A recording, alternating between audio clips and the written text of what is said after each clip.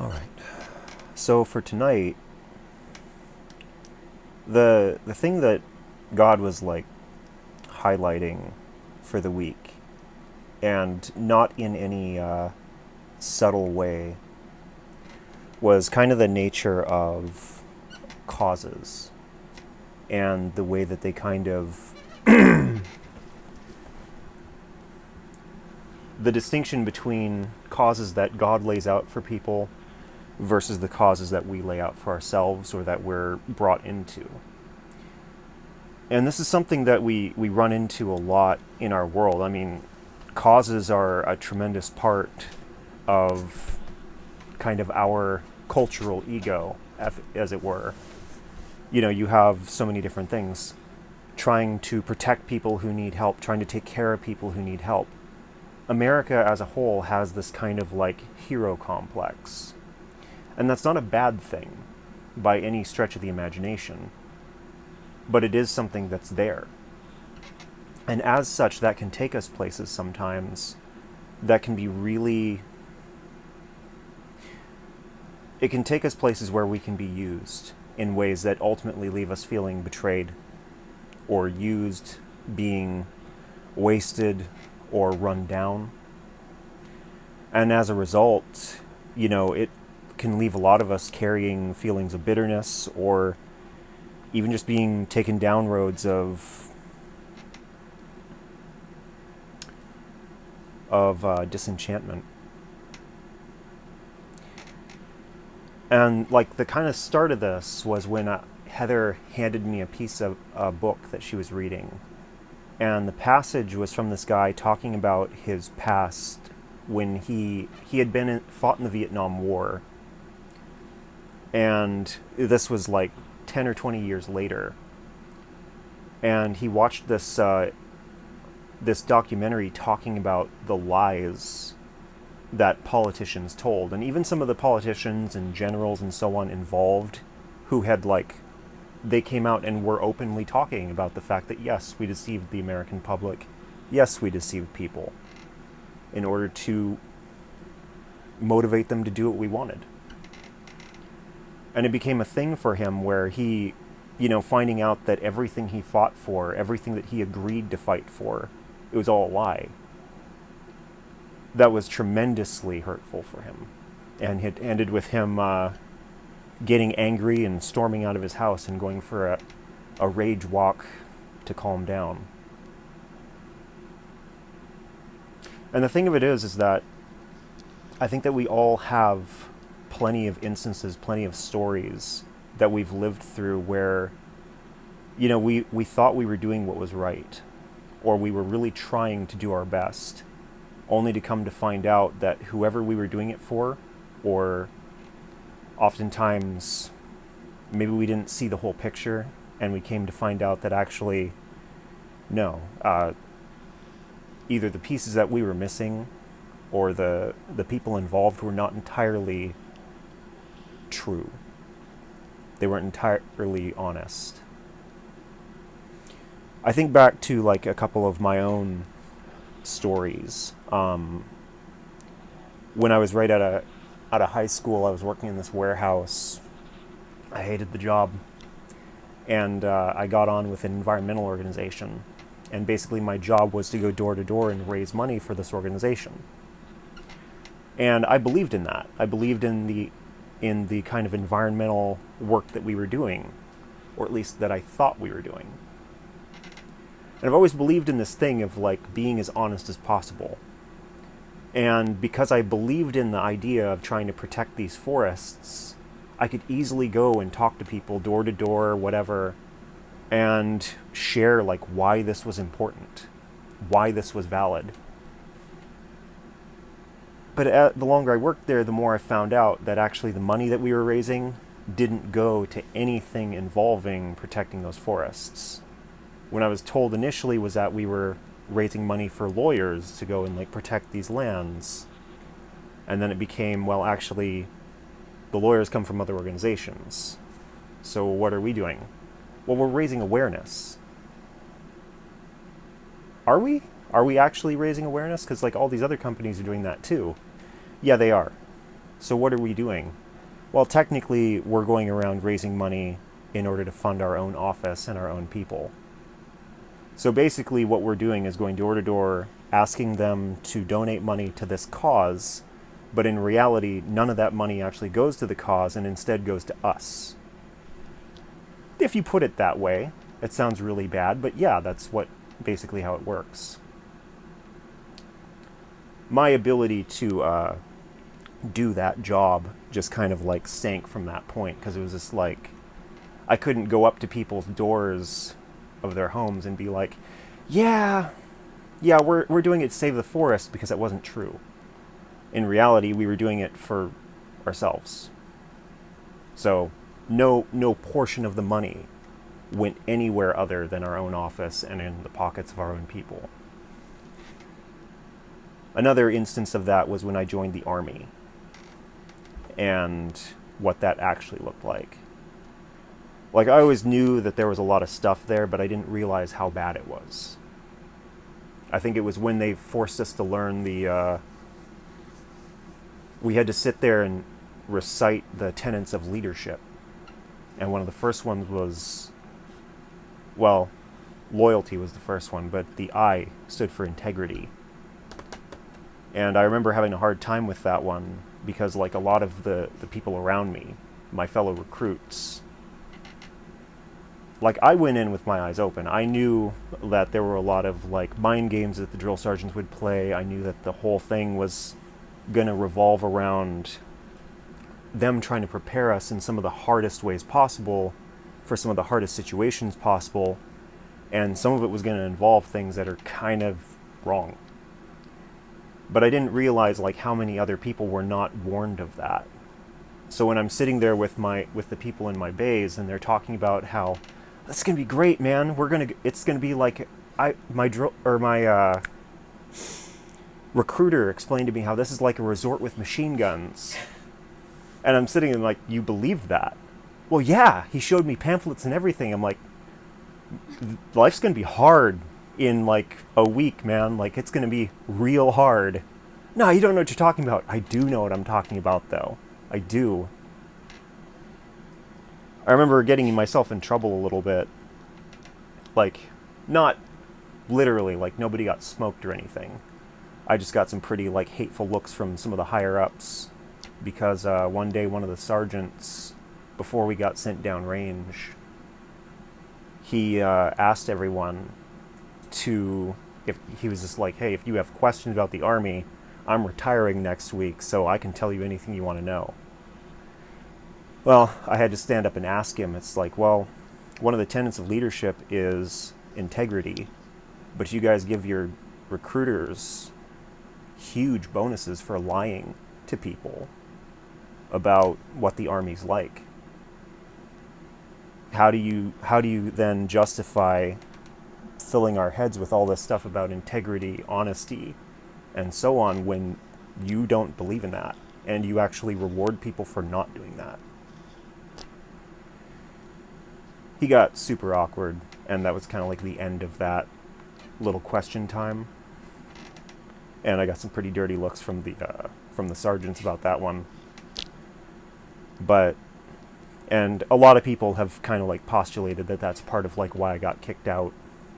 Because some people, even the senior drill sergeant, he kind of looked at me when they diagnosed me with asthma and told me I had to go home. He was just kind of like, that doesn't seem right. Something seems really off about that. In retrospect, like even a lot of like my friends and so on who did go through and so on, they've all kind of been like, something was fishy about it. It was weird. But the truth of the matter is that like, you know, it's one thing to tell stories about like what that looks like. You know, here's an example of, this was a cause that I believed in and it didn't end up being what I thought it was going to be, like even remotely. But the truth of the matter is that when we, you know, as followers of Jesus, like, Jesus always had a way of like calling forward the truth of things and what they were going to look like when he in Matthew 23, when he tears into the Pharisees, he calls out specific things where they're not being the people that they're called to be. They're supposed to be the priests representing God, but instead they're caught up in all these delusional things. They try to make themselves look grandiose and great. They try to make themselves look like great priests and examples of godliness and righteousness. But in reality, they're obsessed over the fact that they're tithing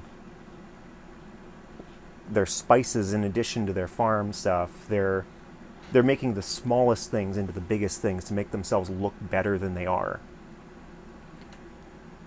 And that was the thing, was that Jesus didn't have, there wasn't anything that was inappropriate to talk about with him. And when we look at the Bible even, you see a lot of instances where, for the Psalms, for example, some of the Psalms are really, horrendous in a way. The language is depressing or angry. You've got David raging about his enemies and how angry he is at them.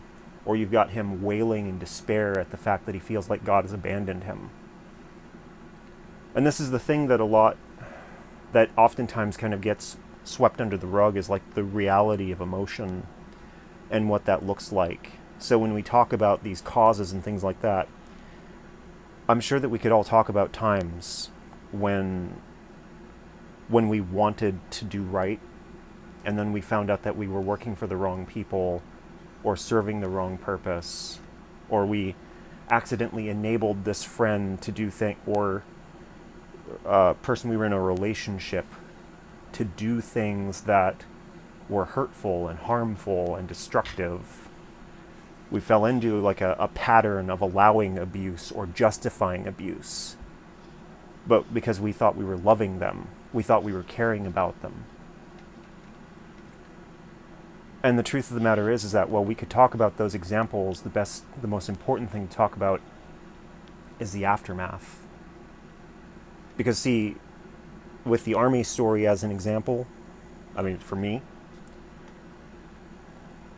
when I came home, when I got sent home, I had to deal with the aftermath of having been kicked out, of having been, gone through that mess. And the fact that for me, I had this huge event in my life, but for other people, 3 months went by and it wasn't a big deal. Whereas for me, it was just I was watching people literally break down and go insane in basic training.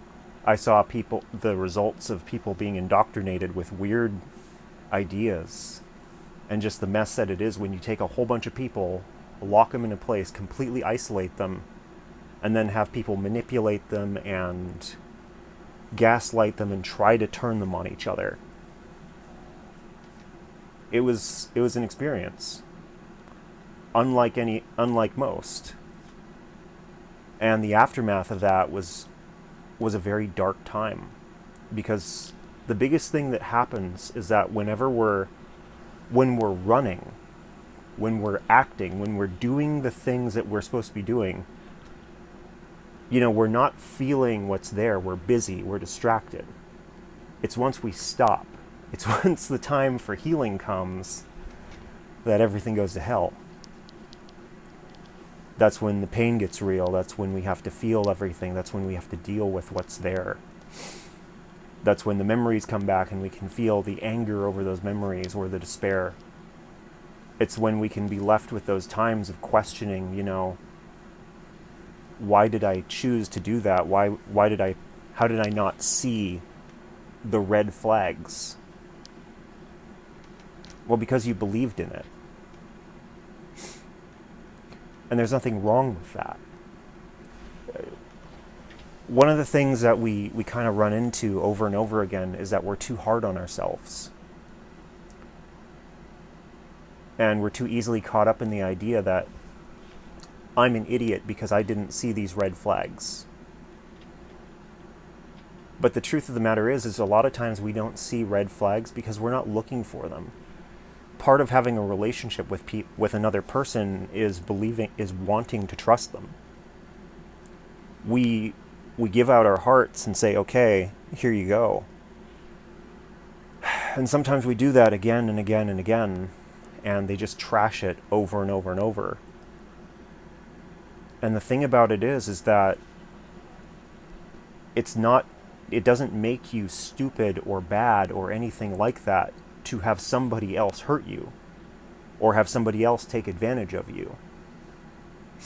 Especially when it's a cause that you believe in. If you're a loving person and you care about people and you get hurt or taken advantage of in the process of loving people and caring about people, there's nothing wrong with you. That's on them.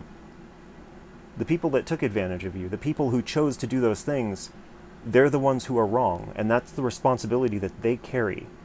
And in the end, they're going to have to stand before God. And they're going to have to answer and be accountable for that bullshit. Whereas you, for yourself, there's nothing wrong with you.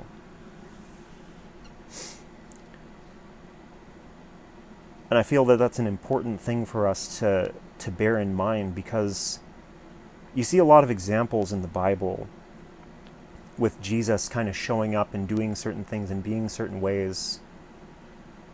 And in the end, he ends up being crucified. And on his path to crucifixion, he's, whether it's being taken one place or the other place, he always bears in mind the realities of the Jewish people and what they're doing. When he stands before Pontius Pilate, Pilate's kind of looking at him and he's just like, why are you here? And effectively ends up washing his hands of Jesus' blood, because the reality that Jesus points out is just like, look, I'm paraphrasing, but he's just kind of like, the people who want me dead, they're responsible. That's on them.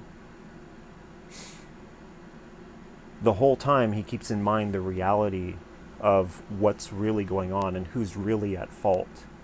And even on the cross, one of the last things he says is asking God to forgive them for them not knowing what they're doing. And that's the thing. With all these causes, with all these situations that we find ourselves in, like, you can fight for the best cause, and a lot of people do, like right now.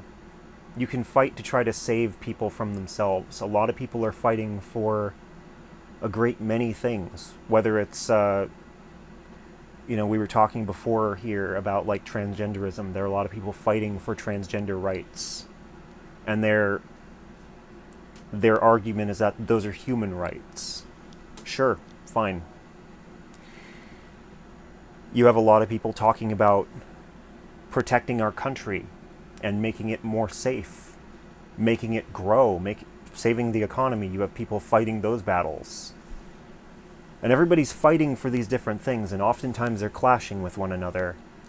But they all have a righteous cause in mind. But they may not entirely see what's really going on behind this, what's motivating it.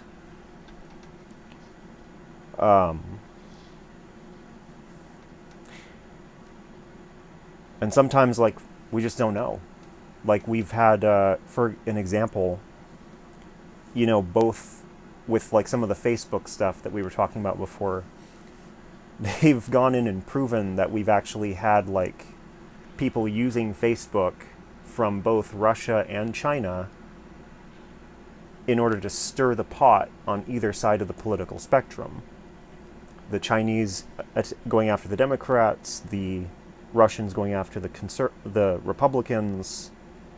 And this isn't something that's, like, believed in. They've gone through, they've found it, they've found the hackers, they found the people doing this. And just, like, the fake profiles that they make and different things like that in order to do this. And it just kind of becomes this thing of, like, okay, so we have other factors at play spreading misinformation in order to, like, put people against each other, in order to get people angry and riled up. And it becomes this thing where it's like you have people fighting for these causes who believe in that information that's been put out there. And they're willing to throw down and hurt people and do all this stuff because they believe in what they're doing, when what they're doing is a lie. What they're believing in is a lie. And at some point we all end up having to face like the realities of what we're fighting for and what we've done in order to fight for that, and that maybe it wasn't the right way. And that's a hard pill to swallow, is when you have been the person fighting that fight or sacrificing yourself over and over and over again. It's hard to stand there in the aftermath and feel what it is to know that it was all for nothing.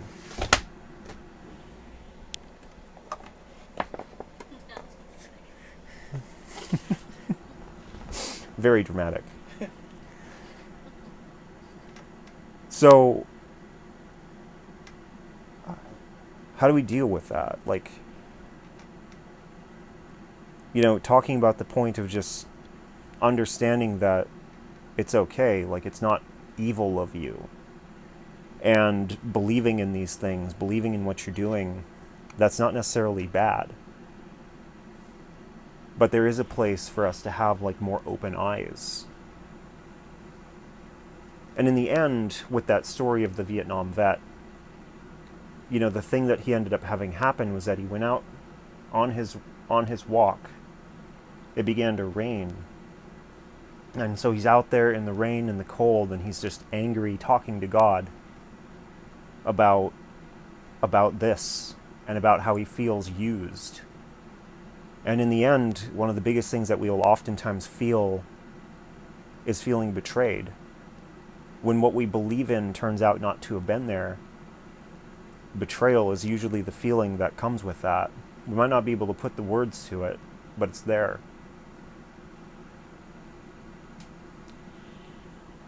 And in that, what God spoke to the man was simply saying, if you follow me, I'll never let you feel left out in the rain. Which brings us to why this is a message in a church group. And that's the point of the way that everything for us as followers of God points back to him. See, there are a lot of like good causes and good things to do in the world. But it's easy to get swept up in the idea of something as opposed to the reality of something. There are always places where God can step in, and sometimes he'll intervene and like tell us not to go, not to do it, not to get involved here. I mean, for the army thing specifically, I had a very clear no to go do that. Because they wanted to have me enter at a higher rank than the little fuzzy badge. They wanted to have me enter in as a private class 2. So, I had to go through some PT testing before I even got shipped out. And I was praying about it because I had some mixed feelings about the whole thing. And I asked God, I was just like, you know what? If you don't want me to go, then make me fail the PT test.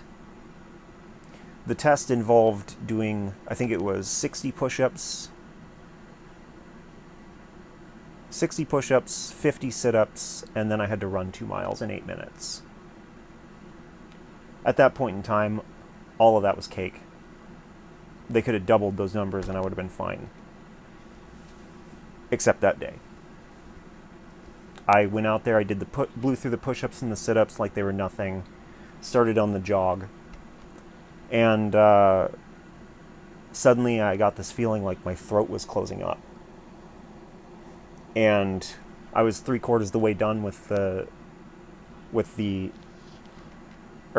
an 8-minute mile. That was all, not 2 miles. Anyway, I was 3/4 the way done, and suddenly my throat closes up. I can't breathe. It killed me, stopped me dead in my tracks, and I had to stop and try to catch my breath, and then I had to walk the rest of the way, which killed my time. And the recruiter was just like, what happened? I'm like, I don't know. Never had this happen before. I had a history of asthma.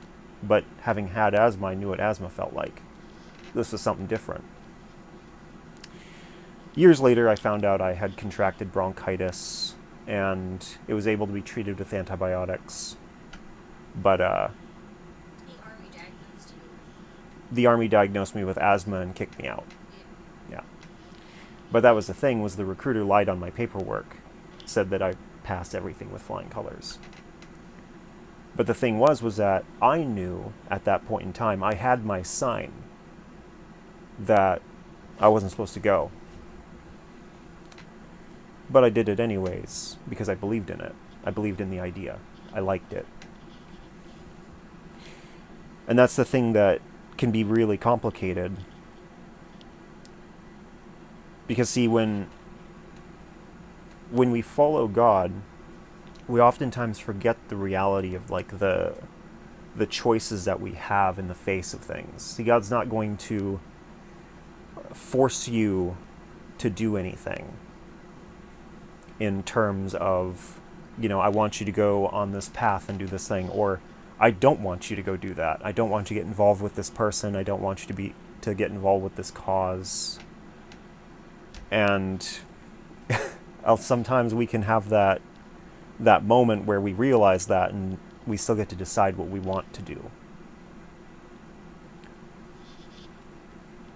Because the reality is that we all have open will, free will.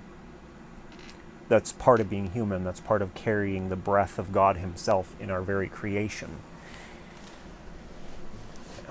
We have free will, and we get to decide what we want to do with it.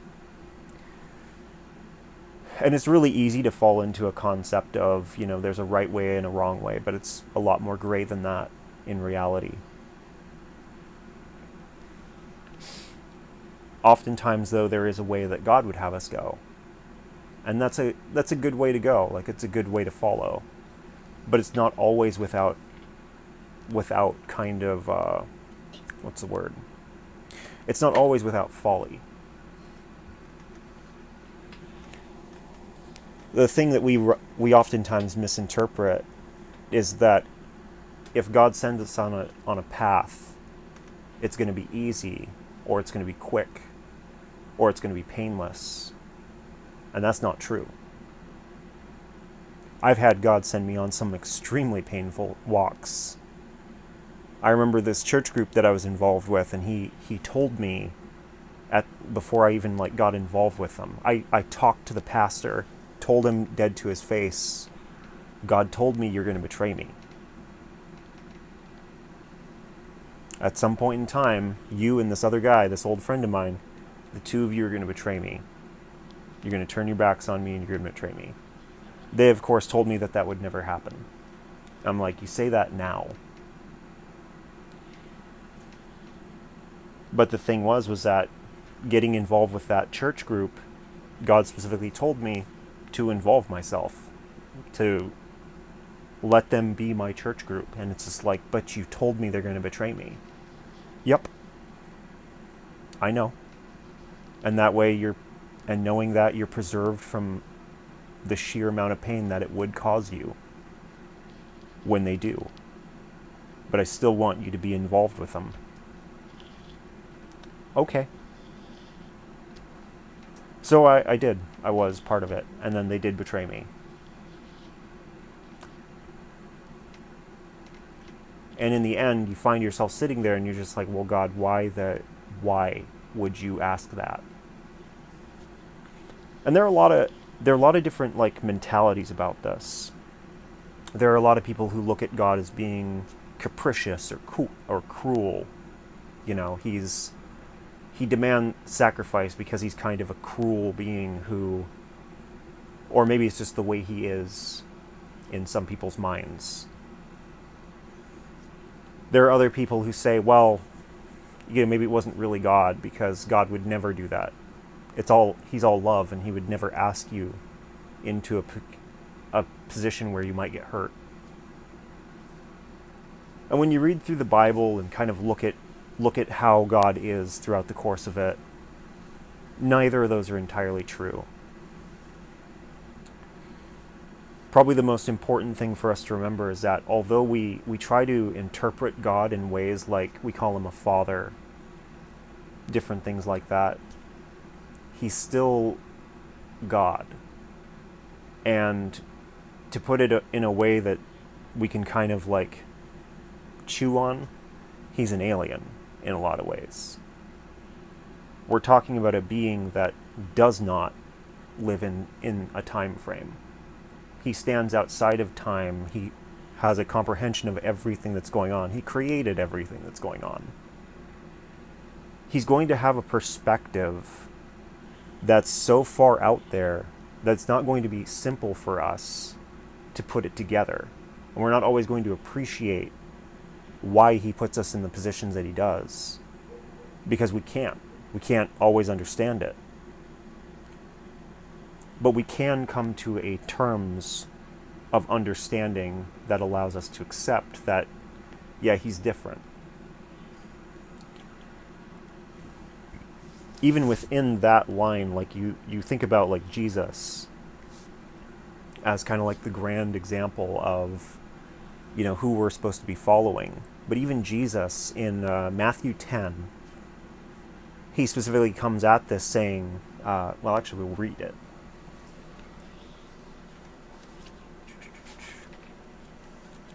It's one of the verses that I had for tonight.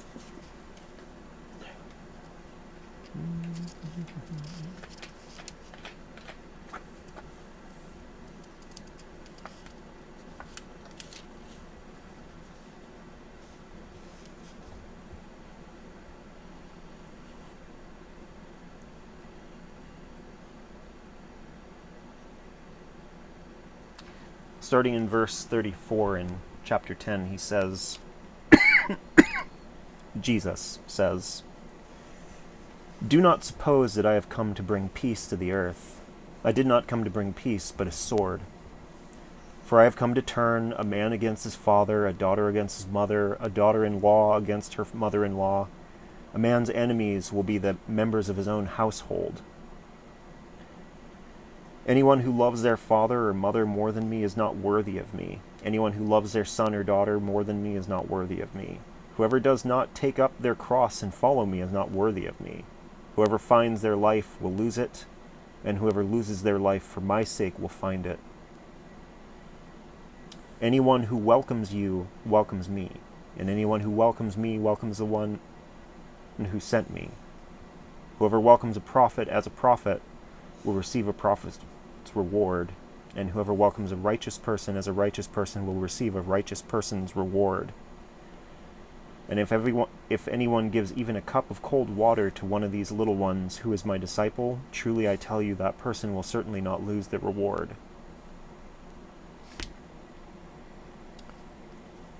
It's one of those things where he says these things, and we kind of take a look at it, and when you look at the perspective of everything that Jesus is doing, talking about love and talking about loving one another, but then he says that, and it can become very stark. But his purpose in saying what he said, even given the context of it, where he had just sent the disciples out to minister to people, and they came back saying how people were saved and all this stuff, and he's like, whoa, wait. This is what's going to happen. And that was the point. It wasn't he didn't actually come to destroy families. That wasn't the intent. It was a statement of this is what's going to happen. This is going to come from this. Because in the end, what Jesus is representing is a kingdom, a culture of God. And that doesn't always coincide well with what people want to believe. You think about what Jesus talks about versus the Jews at the time, who believed in God, the Father who he represented, and they killed him. They looked at him and said, you need to die because you're a heretic. The Romans had issues with him because there were things that he would preach focusing them on a God, and they're just like, no, we need you focused over here on Caesar because he's kind of like our God in the flesh. There can't be any other kings. And even when you go from culture to culture, all these different peoples around the world, every culture that you bring up, that you bring the Bible to and start illustrating Christianity to, will have problems of some kind or another with the messages that come from God. Because in the end, he's representing a perspective, a identity, a culture that's very, very different from what we're comfortable with or what we like. And that's in any given culture. We all have hang-ups with him. And the reality is that in a lot of ways, this perspective, this thing, it can be very alien. I mean, even when you go like a couple more chapters in, it's in chapter 13, which we'll read a little bit from. The reason why Jesus talks in parables is he's trying to explain something that's very different from what we're used to and trying to quantify it in a way that we can understand it and appreciate it. Just to give you guys like a couple of parables here. Let's see here.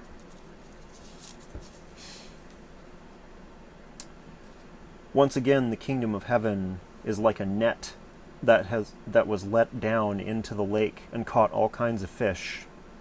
When it was full, the fishermen pulled it up on the shore. Then they sat down and collected the good fish in baskets, but threw the bad away. This is how it will be at the end of the age. The angels will come and separate the wicked from the righteous, and throw them into the blazing furnace, where there will be weeping and gnashing of teeth.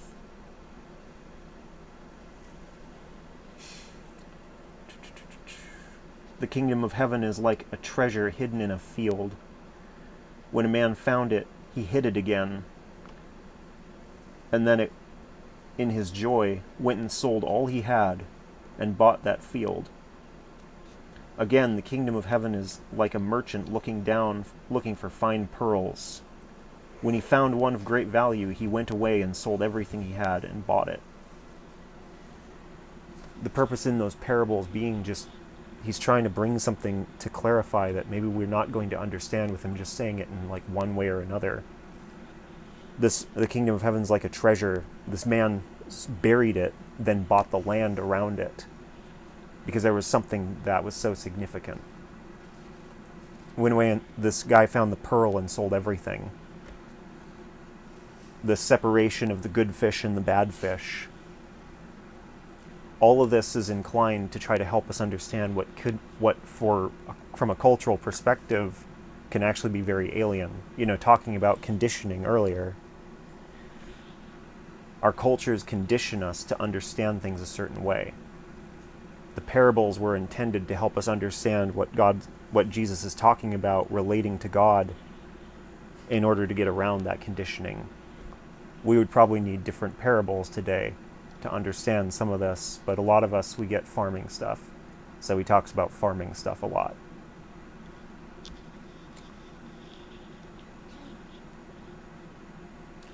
As such, though, this brings us to another thing, which when we talk about causes and so on. See, when we have an understanding with God and who he is and what he's about, it's easy for us to walk with him and follow him. But that's not without pain, and that's not without kind of the growth pains that happen in any relationship. And especially when we're talking about a kind of alien perspective, an alien entity in a way, there's going to be times where we don't understand what he's doing or what he's putting us through, and we'll feel betrayed. We'll feel like that cause was unjust. Even though God might be with you the entire time, and might not even be judging you for a single thing of it, but we might feel the judgment because we have it on ourselves, or we might have been taught that we're supposed to carry it. And the truth is like when we look at the church as a whole, there's a lot of cause there, and there's a lot of people who've been hurt by those causes. And it gets really hard because a lot of us have a hard time differentiating between the church and God. The church is supposed to represent him, but it doesn't. not always. And as such, a lot of us get hurt by the church and then turn on God as a result. When, in a lot of ways, the church these days doesn't have a lot to do with God. Just in name. It's kind of like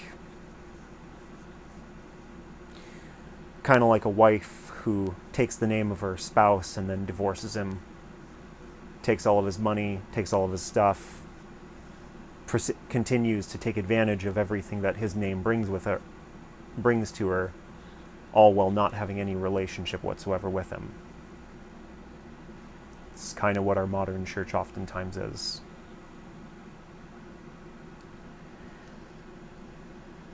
And that's a hard thing to kind of compromise in our minds. It's a hard thing to carry around and look at. So it creates a great deal of difficulty to even know who God is when we're looking at what his name is being used for. But in all of that, there's a place for us all to kind of come to meet God as a person. And even though he's weird, there's still a place for us to know him. And as we know him, despite those growing pains that may happen from time to time, we'll get over those things. And, he'll walk us through them, because the reality is that he doesn't give up on us at any point in time. And there are a lot of places where we might feel like we're done, or we might feel like we've gone too far. And that's not true for him. There are a lot of us who feel like we can't come to church until we've made ourselves look good enough for him. And in reality, he's, we go through the Bible and we see stories of David, who's murdering guys so he can steal their wives. And all the while, God's just yeah, that's a man after my own heart. And everyone's just is he? Is he really? Is he after your heart, God? Or Abraham. Or Abraham. Yes. Abraham trying to sell his wife into prostitution repeatedly. I was going to say, I thought sacrificing. Oh no, he didn't go that far. Yeah. Maybe I'm thinking of a different Came story. close. No, you're thinking of the right story. Oh, okay. But Abraham tried to sell his wife into prostitution repeatedly to different people because he was afraid they were going to kill him and take her. So he was just yeah, we'll just hooker her out. And God's I'm gonna build my family line off of you.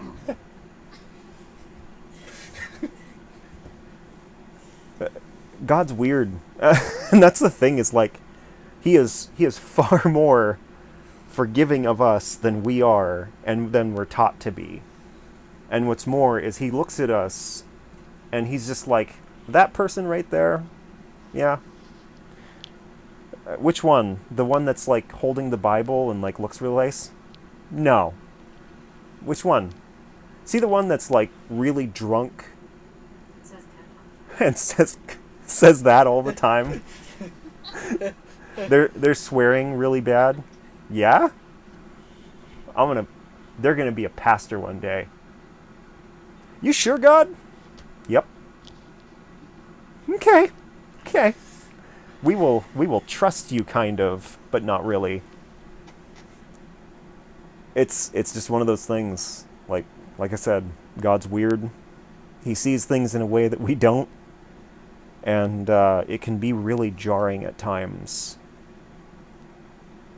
But the one thing that I can say from even my own experience is that within him and around him, he doesn't give up. And we find ourselves in all these hard places with all these hard things going on and things we might believe in that fall down around us. But he doesn't fall down around us. No matter how far we go or how much we go through, how we can tell him to F off or go away or different things like that. And he's still going to be there. Because he doesn't really listen to us a whole lot in that way. Not that he doesn't want to, it's just that he physically can't. You can't be omnipresent and leave at the same time. It's hard to pull off. So, in the end, we're stuck with him, whether we believe in him or not. And he'll just kind of keep like knocking at the door, trying to get our attention, bring us back to him, or open our eyes to him. And that's kind of the reality that we all kind of face, especially once we start getting closer. The closer we get, the weirder things get. I mean, I think about like this one guy who was coming to group for a minute, who will probably watch this video and send me a message about it. But he was an atheist.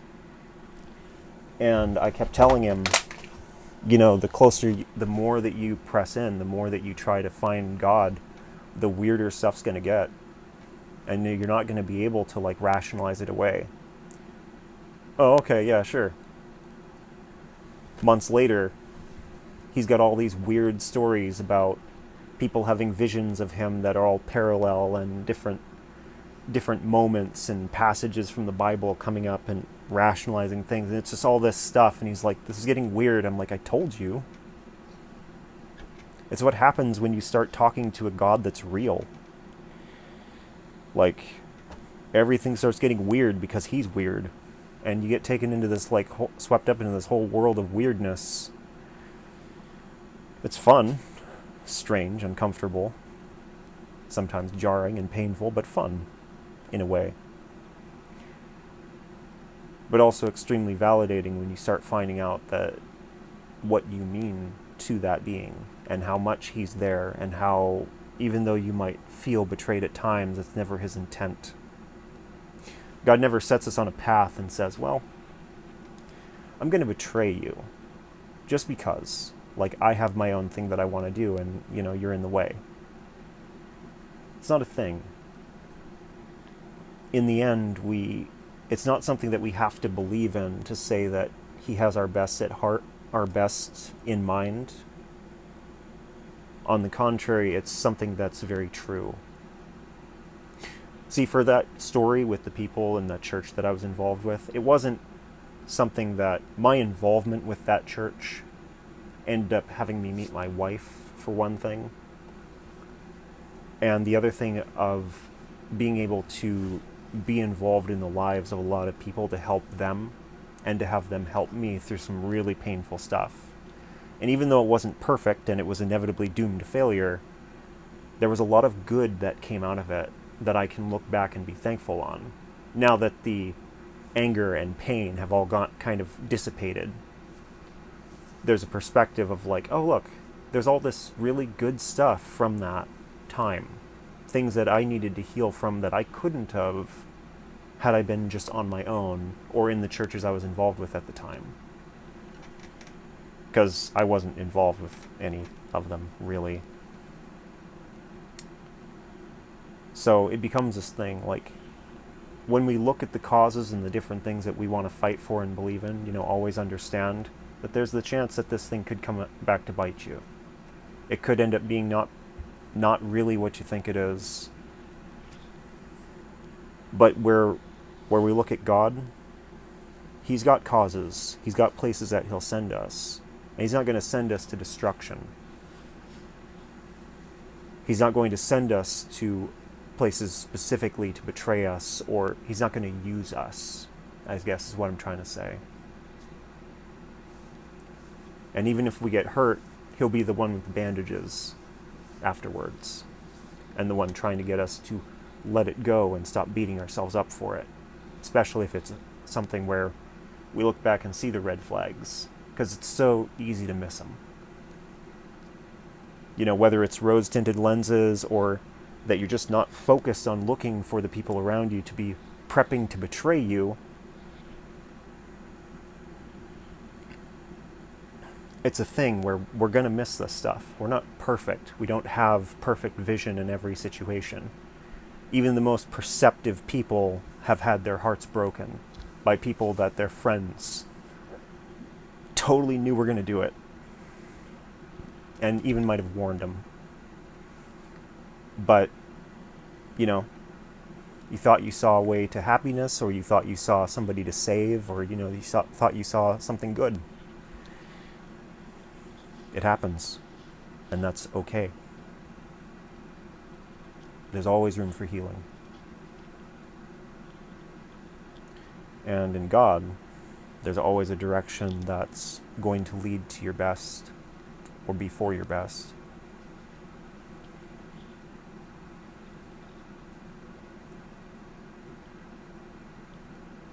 And that's what I got.